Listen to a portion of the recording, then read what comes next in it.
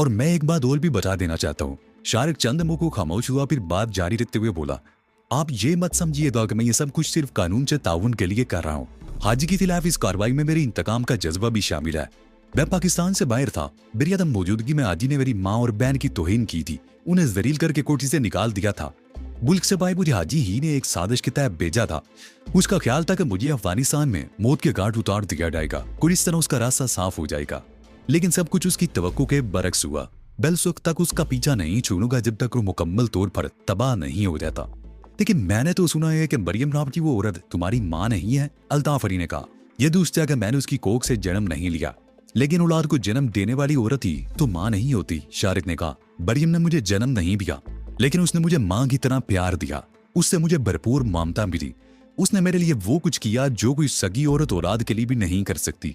अगर औलाद के लिए खुदा के अलावा किसी और को सजदा करने का हुक्म होता तो मैं उस औरत को सजदा करता जिसने मुझे औलाद से बढ़कर प्यार दिया। मैं उसकी तौहीन कैसे बर्दाश्त कर सकता हूँ? इसका मतलब ये है कि तुम ये सारी कार्रवाइयां हाजी से ज़ाब्ती इंतकाम के लिए कर रहे हो, अल्ताफ अली ने कहा। नहीं, शारिक ने नफी में सारी लाया। जब मैं अफगानिस्तान में था तो उस वक्त मुझे एहसास हुआ कि मैं जो कुछ भी कर रहा हूँ बहुत बुरा कर रहा हूँ। मैंने उसी वक्त अहद किया था कि इरवन के जहर को फैलने से रोकने के लिए हर मुमकिन कोशिश करूंगा। मैंने अफगानिस्तान में भी इरवन की कई फैक्ट्रियां तबाह कर दी और यहाँ आकर भी बहुत कुछ किया। मुनशियात की स्मगलिंग के हवाले से हाजी इस मुल्क की सबसे बड़ी मछली है। मछली में ही उसे इंट्रेंस काश्तपा कहना मुनासिब होगा। उसका बिजनेस पूरी दुनिया में फैला हुआ है। सबसे पहले मैंने उसका बंदोबस्त करने का फैसला किया। को अलग बात है कि उसमें मेरे ज़ाती इंतकाम का जज्बा भी शामिल हो गया और मैं ज्यादा संजीदगी से काम करने लगा। क्या तुम जानते हो कि तुम चारों तरफ से खतरात में घिरे हुए हो? अल्ताफ अली ने कहा। एक तरफ हाजी के आदमी पूरे शहर में शिकारी कुत्तों की तरह तुम्हारी बू सुनते फिर रहे हैं और दूसरी तरफ पुलिस पूरी शिद्दत के साथ तुम्हारी तलाश में है। और कितनी हैरत की बात है कि इस वक्त मैं पुलिस के एक आला ऑफिसर के साथ बैठा आजादी से बातें कर रहा हूँ, शारिक ने मुस्कुराते हुए कहा। मैंने तुमसे वादा किया था कि आज तुमसे मुलाकात के लिए अकेला होऊंगा और किसी को मेरी और तुम्हारी मुलाकात का इन नहीं होगा। लेकिन वो चल लम्हों खामोश हुआ और शारिक की तरफ देखते हुए बोला, लेकिन हो सकता है कल को ये सूरत-ए-हाल ना हो। अगर आप जैसे जिम्मेदार अफीसर मुझे गिरफ्तार कर सके तो मुझे खुशी होगी। शारिक के होठों की मुस्कुराहट गहरी होगी। मैं पुलिस के तमाम बड़े बड़े अफीसर से वाकिफ हूँ। मैं अच्छी तरह जानता हूँ कि कौन सा अफीसर जिम्मेदार और फर्ज शनास है और कौन राशि और बेजमीर है। मैंने बहुत सोच समझ कर आपको फोन किया था। यह ऐसा मौका है कि आप जैसे रुतबे का अफीसर पलक झपकने की देर में करोड़पति बन सकता है, लेकिन मैं जानता हूँ कि आप ऐसा नहीं करेंगे। मैंने बहुत सोच समझकर आपको इतला देने का फैसला किया था। मैं आपके कहने पर मुलाकात के लिए यहाँ इसलिए भी आ गया कि मुझे आपके वादे पर एतमाद था। मेरी गिरफ्तारी हर पुलिस वाले की सबसे बड़ी ख्वाहिश है। आपकी जगह कोई और होता तो मुझे घेरने का पूरा बंदोबस्त करके यहाँ आता, लेकिन उसकी हसरत कभी पूरी ना होती। ये तुम कैसे कह सकते हो कि मैं तुम्हारी गिरफ्तारी का बंदोबस्त करके नहीं आया? एसपी अल्ताफ अली ने मुस्कुराते हुए कहा। जिस तरह आपने मुझे मुहद्दब और शरीफ करार दिया था, उसी तरह मैं भी आपको बहुत मुहद्दब, शरीफ और काबिल एतमाद समझता हूँ, शारिक ने कहा और चंद लम्हों की खामोशी के बाद बोला। वैसे मैं आपको बता दूं कि आप इस वक्त मेरे 2 आदमियों की जद पर हैं। मेरे ये 2 आदमी कम से कम 50 पुलिस वालों का मुकाबला कर सकते हैं। मुझे मालूम है तुम और तुम्हारे साथी बहुत बहादुर हैं, अल्ताफ अली ने कहा। लेकिन मेरी ख्वाहिश है कि तुम ये कांटों वाला रास्ता छोड़कर सीधे रास्ते पर आ जाओ। तुम मुझ पर एतमाद करके यहाँ आए हो। मैं तुमसे वादा करता हूँ कि तुम्हारा साथ देने की हर मुमकिन कोशिश करूंगा। अपने आप को रजाकाराना तौर पर कानून के हवाले कर दो। हो सकता है तुम्हारी सजा में कुछ नरमी बरती जाए। मुझ पर कई आदमियों के कत्ल का इल्जाम है, शारिक ने कहा। ये सिर्फ इल्जाम ही नहीं, वाकई बहुत से आदमी मेरे हाथों मारे जा चुके हैं। मेरे हाथ खून में इस तरह लगे हुए हैं कि दुनिया तक पहुंचती साबुन उन धब्बों को साफ नहीं कर सकता। मैं किसी की गोली से मरना पसंद करूंगा, लेकिन मेरे कदम फांसी के तख्ते की तरफ नहीं जाएंगे।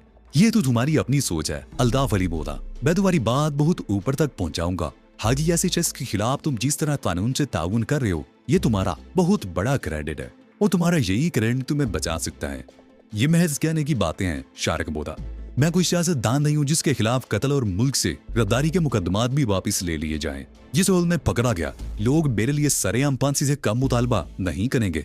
ऐसी बात नहीं है, अल्ताफ अली ने कहा। रायनामा तुम्हारे हाथ में है। लोग तुम्हें मजलूम और बेगुनाह समझते हैं। अवाम का दबाव बहुत अहमियत रखता है। सियासी मामलात में तो अवामी दबाव को कुछ अहमियत दी जा सकती है, लेकिन एक ऐसे शख्स के लिए जो मौत के सौदागर के नाम से मशहूर हो चुका हो, अवाम का दबाव कोई मानी नहीं रखता।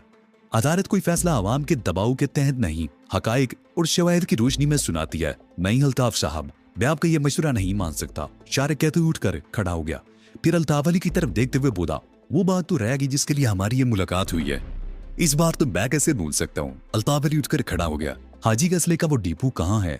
वो सामने आप टिम्बर मार्केट देख रहे हैं? शारिक ने बूढ़ा रावी वाले चौक की तरफ इशारा किया। उस चौक के दूसरी तरफ सड़क पर बहुत लंबी चौड़ी टिम्बर मार्केट और उसके पीछे नजराइशी इलाका था। वो डिपो उस टिम्बर मार्केट में है। मैंने वो डिपो नहीं देखा, लेकिन मेरा आदमी उसकी निशानदेही कर सकता है। उस डिपो पर बहुत सख्त हिफाजती इंतजाम किए गए हैं। आपको रेड करने में बहुत एहतियात से काम लेना होगा। छापामार पार्टी में पुलिस के जवानों को आखिर तक ये मालूम नहीं होना चाहिए कि उन्हें कहां ले जाया जा रहा है। मैं करीब तरीब पुलिस स्टेशन पर पहुंचते ही BIG साहब से बात करता हूँ, लेकिन अगर ये इतला गलत निकली तो अल्ताफ अली ने उसके चेहरे की तरफ देखते हुए कहा, आपकी सुबकी होगी ना? शारिक उसकी तरफ देखकर मुस्कुराया। ऐसी सूरत में मैं अपने आप को अपने साथियों समेत आपके हवाले कर दूंगा और ये शारिक का वादा है। बहुत एतमाद है अपने ऊपर और अपने साथियों पर, अल्ताफ ने कहा। अपने आप पर और अपने साथियों पर एतमाद ही तो मुझे उन पर जिंदा रखे हुए है, शारिक ने जवाब दिया। तो फिर कब रेड कर रहे हैं आप? सुबह होने से पहले पहले, अल्ताफ अली बोला। लेकिन तुम्हारा आदमी कहाँ मिलेगा? मैं अपना आदमी अभी आपके साथ भेज सकता हूँ, लेकिन उसकी आजादी और जिंदगी की जमानत आपको देनी होगी, शारिक बोला। अगर रेड के दौरान फायरिंग का तबादला हो गया और इत्तफाकियती से गोली का निशाना बढ़ गया तो वो सुबह तुम्हारे पास पहुंच जाएगा, अल्ताफ अली ने कहा। और उसका पीछा करके उसका ठिकाना मालूम करने की कोशिश नहीं की जा रही। शारिक ने उसके चेहरे पर नजरें जमा दी। यकीन करो, मैं तुम्हारे साथ कोई धोखा नहीं करूंगा, अल्ताफ अली ने कहा। तो फिर आप यहीं रुककर इंतजार करें, शारिक ने कहा और अल्ताफ अली को वहीं छोड़कर सड़क पर उस तरफ चलने लगा जहां समीना और नौलखा की थार खड़ी थी। क्या हुआ, कोई गड़बड़?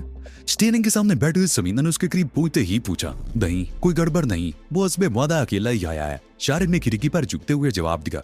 मुझे आराम करने की कोशिश कर रहा था कि अगर मैं अपने आप को कानून के हवाले कर दूं तो मेरे साथ सलाह में कुछ रियायत बरती जाएगी। फिर पिछली सीट पर बैठा हुआ नौलखा बोला। जाहिरा मैं उसके मशवरा तो नहीं मान सकता, शारिक ने मुस्कुराते हुए कहा। लेकिन ऐसे के गोदाम की निशानदेही के लिए तुम्हें उनके साथ जाना पड़ेगा नौलखे। मैंने SP अल्ताफ अली से जमानत ले ली है कि तुम्हें ना तो कोई नुकसान पहुंचाया जाए और ना ही वापसी पर तुम्हारा पीछा किया जाए। क्या ख्याल है? ये भी कोई पूछने की बात है शारिक बाबू? नौलखा दरवाजा खोलकर नीचे उतर आया। तुम कोई बात कहो, मैं इनकार कर दूं, ये कैसे हो सकता है? चलो मैं साथ चलने को तैयार हूँ, तुम यहीं रुको, मैं अभी आता हूँ, शारिक ने समीना से कहा और नौलखा को साथ लेकर अल्ताफ अली के पास आ गया। नौलखा इस वक्त भी बुलंद के पेस में था। हरे रंग का चोगा नुमा तुरता जो टखनों तक लंबा था। गले में रंग बिरंगे मोतियों की कई मालाएं थी। सर के बाल उलझे हुए और दोनों कलाइयों में स्टील के कड़े थे। जब वो दोनों हाथों को हरकत देता तो वह नहीं कड़े आपस में टकराकर छिनछिना उठते। SP अल्ताफ अली चलने में गहरी नजरों से उसकी तरफ देखता रहा, फिर शारिक की तरफ रुक करके बोला, क्या यही शख्स हमारी रहनुमाई करेगा? हाँ, शारिक ने इस बात में सर हिलाया। और इसे सुबह सूरज तलू होने से पहले पहले इस तरह सिंगल पीस मेरे पास वापस जाना चाहिए और इसे सुबह सूरज तलू होने से पहले पहले इसी तरह सिंगल पीस में मेरे पास वापस पहुंच जाना चाहिए। ऐसा ही होगा, अल्ताफ अली ने कहा। वो भी बातें ही कर रहे थे कि कार की हॉर्न की आवाज सुनकर शारिक ने उस तरफ देखा और चौंक गया। शमीना की कार के करीब पुलिस की एक जीप खड़ी थी। सड़क पर से गुजरने वाली बसों के हेडलैम्प्स की रोशनी में 3-4 मुसल्ला पुलिस वाले भी कार को घेरे खड़े नजर आ रहे थे। शारिक का हाथ फौरन ही पतलून की जेब में पहुंच गया। नौलखे ने भी चौके की साइड वाली जेब में हाथ डाल दिया। SP अल्ताफ अली ने बारी बारी उन दोनों की तरफ देखा, फिर बोला, कार में कौन है? मेरी दोस्त समीना। अगर कोई गड़बड़ हुई तो तुम्हारी खोपड़ी उड़ा दूंगा। उसका लहजा एकदम बदल गया। अल्ताफ अली ने चौंक कर उसकी तरफ देखा, फिर बोला, बिना ख्याल है वो कोई पेट्रोलिंग पार्टी है। अकेली औरत को कार में बैठे देखकर चेक करने के लिए रुक गए होंगे। परेशान मत हो, कोई गड़बड़ नहीं होगी, मेरे साथ आओ। वो तीनों तेज कदम उठाते हुए कार की तरफ चलने लगे। शारिक अल्ताफ अली के पीछे था ताकि कोई गड़बड़ हो तो उसे पिस्तौल की जद में ले सके। उस पुलिस पार्टी का इंचार्ज एक सब इंस्पेक्टर था। उसने अपने SP को फौरन ही पहचान दिया और खट से सैल्यूट चाड़ दिया। एक ASI और 4 कांस्टेबलों ने भी एड़ियां बजा दी थी। क्या बात है ऑफिसर? SP अल्ताफ अली ने सवारी निगाहों से सब इंस्पेक्टर की तरफ देखा। बशकूक नहीं है, हमारे साथ है, अल्ताफ अली ने कहा। तुम लोग जाओ, कोई ऐसी बात नहीं है। यस सर, सब इंस्पेक्टर बोला और बारी बारी नौलखा और शारिक की तरफ देखने लगा। शारिक को देखकर उसकी आंखों में उलझन सी तैर गई। तुम लोग थाने पहुंचकर मेरा इंतजार करो, मैं चंद मिनट में आ रहा हूँ, अल्ताफ अली ने कहा। सब इंस्पेक्टर उसके मातहत उन्हें एड़ियां बजा दी और जीप में बैठ गए। दूसरे इलाके में जीप वहां से रवाना होगी। अल्ताफ अली समीना की तरफ देख रहा था। समीना कार से उतर गई थी। उसने भी जीन्स और T-शर्ट पहन रखी थी। पहली बार तुम्हें देखा है, वो समीना की चेहरे पर नजरें जमाते हुए बोला। मैं समझता था कि तुम बहुत खौफनाक किस्म की औरत होगी, लेकिन इस हुस्न जन का शुक्रिया। समीना ने उसकी बात काट दी। आपने मुझे पहली बार देखा है, आइंदा मैं आपको नजर नहीं आऊंगी। क्या प्रोग्राम है शारिक? उसने आखिरी अल्फाज शारिक की तरफ देख कर कहे थे। हम चल रहे हैं, शारिक ने कहा और फिर अल्ताफ अली की तरफ मुड़कर बड़ी गर्मजोशी से उससे हाथ मिलाया और समीना के साथ कार में बैठ गया। समीना ने इंजन स्टार्ट किया और कार को एक जबरदस्त झटके से आगे बढ़ाकर यूं टर्न लेते हुए उसकी रफ्तार बढ़ा दी। गंदे नाले से 3 लाशों की दरियाफ्त ने उस इलाके में सनसनी और खौफ व इराज फैला दिया था। ये लाशें 10 से 12 साल की उम्र के 3-4 बच्चों ने दरियाफ्त की थी। ये बच्चे उस गंदे नाले की तरफ आबाद झुग्गियों में रहाइश पजीर थे। 2-3 रोज पहले की शदीद बारिश से नाला पानी से भर गया था। बाल मुकामात पर तो पानी नाले के किनारों से भी बाहर बह निकला था, लेकिन उस मुकाम पर पानी नाले के अंदर अपनी हुदूद में रहकर बह रहा था। कुचेला नाले के दोनों तरफ की आबादी को मिलाने के लिए एक पुल भी था, लेकिन ये पुल क़याम पाकिस्तान से पहले बना था और जगह जगह से टूट जाने के बायस बंद कर दिया गया था। उसकी मुरम्मत की बजाय उसे तकरीबन 500 गज नीचे की तरफ एक नया पुल बना दिया गया था और ट्रैफिक की आमदोरफ्त उसी नए पुल से थी। ये पुराना पुल अगरचे जगह जगह से टूट चुका था, लेकिन पैदल और साइकिल सवारों की आमदोरफ्त के लिए अब भी ज़ेरे इस्तेमाल था। झुग्गियों में रहने वाले 2 दंग दरंग बच्चे खेलते हुए पुल पर आ गए। उन सब के हाथों में लंबी लंबी छड़ियां थी और वो पुल की शिकस्ता रेलिंग पर जुगे उन छड़ियों से पानी में बहकर आने वाली चीजों को छेड़ रहे थे। नाले के गंदे पानी में जाड़, जिनकार और हर किस्म की चीजें बहकर आ रही थी। ये पुल नीचे से 2 हिस्सों में तकसीम था। पानी ज्यादा होने की वजह से बहकर आने वाली जाड़ियां वगैरह पुल से अटक कर रह गई थी। पानी की खराज में तो कोई फर्क नहीं आया, लेकिन पानी की सतह पर जाड़ियां दूर तक जमा हो गई थी। एक 11 साल की उम्र का बच्चा रेलिंग पर झुका हाथ में पकड़ी हुई छड़ी से जाड़ियां हटाने की कोशिश कर रहा था। एक जगह से वो चंद जाड़ियां हटाने में कामयाब हो गया और फिर दूसरे ही लम्हे वो चौंक गया और गहरी नजरों से जाड़ियों में फंसी हुई उस चीज को देखने लगा जिसने उनकी तमाम तर तवज्जो अपनी तरफ मबजूल करा ली थी। वो एक इंसानी पैर था जो टकने तक नजर आ रहा था। वो बच्चा रेलिंग पर कुछ और आगे झुककर जाड़ियों को हटाने लगा। उसकी ये कोशिश रायगान नहीं गई। जाड़ियां हटते ही पानी में डूबी हुई एक इंसानी लाश ऊपर आ गई। लाश को देखकर उस बच्चे के मुंह से बेइख्तियार चीख निकल गई। दूसरे बच्चे भी उसे कुछ फासे पर खड़े अपनी अपनी छड़ियों से पानी में बहकर आने वाली चीजों को इधर उधर कर रहे थे। चीख सुनकर वो अपने उस साथी की तरफ मुतवज्जो हो गए। लाश! वो बच्चा चीख रहा था, ये देखो लाश! लाश ऊंधी थी, उसका चेहरा पानी में डूबा हुआ था। बच्चे कुछ देर तक लाश को देखते रहे, फिर शोर मचाते हुए झुग्गियों की तरफ दौड़े। 5-6 झुग्गियां थी जिनमें मुसल्ली रहाइश पजीर थे। ये लोग कागज, तिनकों और मिट्टी के खिलौने बनाकर शहर में बेचते थे। इस झुग्गियों में चंद औरतें और 2 मर्द थे। वो दोनों आदमी एक रोज पहले का तैयार किया वो माल बेचने के लिए जाने की तैयारी कर रहे थे, जबकि औरतें नया माल तैयार कर रही थी। बच्चों से नाले में लाश की इतला पाकर वो दोनों आदमी पुल की तरफ आ गए। वो 2 औरतें भी उनके पीछे चली आईं। उन्होंने भी लाशें देखी। खाने जाकर बता दो, पता नहीं कौन नसीबों मारा है, एक बूढ़ी औरत ने कहा। ऐसा ना हो पुलिस वाले हमें ही थाने में बिठा लें, एक आदमी ने कहा। तुम्हें क्यों बिठा लेंगे? कोई तुमने फेंकी है ये लाशें? बूढ़ी औरत ने कहा। जाओ तुम दोनों थाने चले जाओ। वो दोनों आदमी एक दूसरे से मशवरा करने लगे। उनमें एक नौजवान था और दूसरा अधेड़ उम्र, और फिर वो दोनों थाने की तरफ चल पड़े। वो पुलिस के साथ तकरीबन 1 घंटे बाद वापस आए थे। इसी दौरान पुल पर 10-12 आदमी जमा हो चुके थे और पहली लाश के साथ एक और लाश भी दरियाफ्त हो चुकी थी। पुलिस वालों ने उस मुसल्ली नौजवान को नाले में उतारा जो थाने इतला देने गया था। उसने पानी की सतह पर जमाशुदा जाड़ियों को हटाया तो उनमें छुपी हुई तीसरी लाश भी दरियाफ्त हो गई। बड़ी मुश्किल से उन तीनों लाशों को पानी से निकालकर पुल पर डाल दिया गया। वो मुसल्ली नौजवान एक गंदे पानी में तैरते हुए जाड़ियों को हटाता रहा, लेकिन कोई और लाश नहीं मिली। थाने से आने वाली पुलिस पार्टी 3 आदमियों पर मुश्तमिल थी, 2 कांस्टेबल और एक हेड कांस्टेबल। 3 लाशों की दरियाफ्त ने हेड कांस्टेबल का दिमाग घुमा दिया। उसने फौरन ही एक कांस्टेबल को थाने की तरफ दौड़ा दिया। गंदे नाले से लाशों की दरियाफ्त की खबर जंगल की आग की तरह पूरे इलाके में फैल गई। लोग पुल के आसपास जमा होने लगे। दोनों पुलिस वाले लोगों को पुल से दूर रखने की कोशिश कर रहे थे। थोड़ी देर बाद एक सब इंस्पेक्टर मजीद पुलिस एहलकारों को लेकर पहुंच गया। सब इंस्पेक्टर वो लाशों का मुआयना करने लगा। तीनों लाशों पर ऐसे निशानात थे जैसे मरने से पहले उन्हें तशद्दुद का निशाना बनाया गया हो। तीनों की सरों पर गोलियों के निशान थे, जिससे ये अंदाजा लगाना दुश्वार नहीं था कि इन तीनों को तशद्दुद का निशाना बनाने के बाद सरों में गोलियां मारकर हलाक किया गया था। इंस्पेक्टर को यह अंदाजा लगाने में भी दुश्वारी पेश नहीं आई कि ये लाशें चंद घंटों से ज्यादा पुरानी नहीं थी और इन्हें दिविश्ता रोज ही नाले में फेंका गया था। अगर लाशें ज्यादा पुरानी होती तो फूल कर खराब हो चुकी होती। इन तीनों के लिबास की तलाशी भी ली गई, लेकिन कोई ऐसी चीज बरामद नहीं हुई जिससे उनमें से किसी की शिनाख्त हो सकती। इब्तदाई कार्रवाई के बाद एम्बुलेंस मंगवाकर तीनों लाशों को पहले थाने और फिर हॉस्पिटल भिजवा दिया गया। लाशें उठवाए जाने के बाद भी लोग उनके पास जमा होते रहे। इस खबर से पूरे इलाके में खौफ व इराज फैल गया। लोग इधर उधर तोरियों में खड़े अपने तौर पर तबसरे कर रहे थे। पुलिस स्टेशन पर एसएचओ इंस्पेक्टर गुल मोहम्मद अपने सीनियर मातहतों से इस सूरत पर तबादला ख्याल कर रहा था और फिर उसने ये केस सब इंस्पेक्टर वहीद के हवाले कर दिया। तुम नाले के साथ साथ ऊपर तक का इलाका चेक करो। इन तीनों को तशद्दुद के बाद सरों में गोलियां मारकर हलाक किया गया है। हो सकता है ये लाशें कहीं और से लाकर नाले में फेंकी गई हों, लेकिन तुम्हें मालूम करना है कि इस इलाके में कहीं फायरिंग की आवाज तो नहीं सुनी गई। इंस्पेक्टर गुल मोहम्मद ने सब इंस्पेक्टर वहीद की तरफ देखते हुए कहा, yes sir. Sub inspector Waheed ने कहा और दो माथे तो वो लेकर तहकीकात के लिए रवाना हो गया। सबसे पहले वो उस पुल पर पहुंचा था जहां से लाशें दरियाफ्त हुई थी। झुग्गी में रहने वालों को एक बार फिर बयानात के लिए और फिर सब इंस्पेक्टर वहीद दाएं किनारे पर बड़ी बड़ी कोठियों और नाले के दरमियान तंग सी जगह पर चलने लगा।